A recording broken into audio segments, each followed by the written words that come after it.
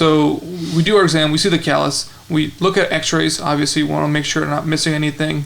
And so Taylor's bunion, people, assume it's a bump, it's a growth, it's a tumor, can you, knock it down? But then I talk to them, look, it's an angulation or a deviation of that fifth metatarsal. It's literally just slightly rotating out. And sometimes it can rotate out like, splayed out like on an angle, and sometimes it'll rotate out transversely. And can you show the condyle? I mean, when that thing rotates slightly, look at that bump. That bump is prominent. I don't know if these images show it well, but it's like two knuckles on the end of your bone that you're walking on these prominences, which when they're flat, it's perfect, no big deal. But then when it rotates out, you're walking on that.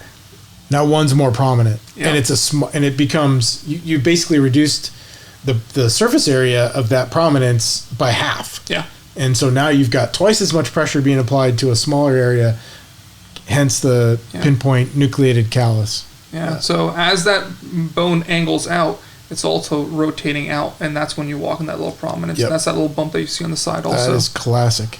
So, we talk about the x-rays. There's two measurements that, we primarily look at is the IM angle, and then how much of a variance there is in that bowing of that fifth metatarsal. And that kind of drives, if we go in surgically, how much we can really do as far as that shift goes. And so the IM is intermetatarsal angle. So it's literally the angle between those fourth and fifth metatarsals. And we use the same technique when we're looking at traditional bunions between the first and the second metatarsals. That intermetatarsal angle or IM angle is an important angle to, I think, quantify the severity of a bunion. Yeah, and that dictates the type of procedures we can get away with. Absolutely.